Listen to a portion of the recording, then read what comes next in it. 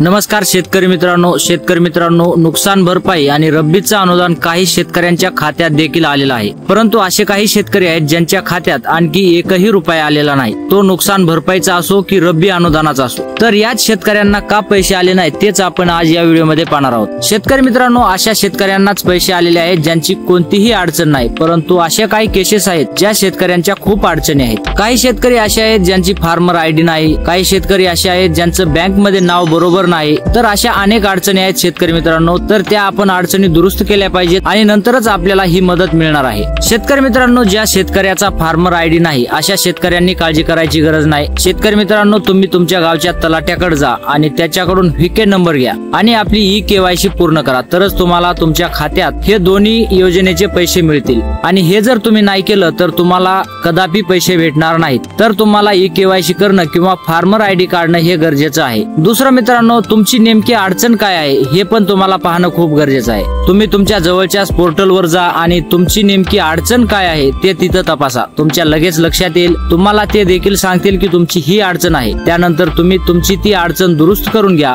आणि सरकारच्या ह्या मदतीचा लाभ मिळवा। शेतकरी मित्रांनो, ही महत्त्वाची माहिती तुम्हाला कशी वाटली हे आम्हाला कमेंट बॉक्स मध्ये नक्की कळवा। तर भेटूयात पुढच्या व्हिडिओ मध्ये, तोपर्यंत जय महाराष्ट्र।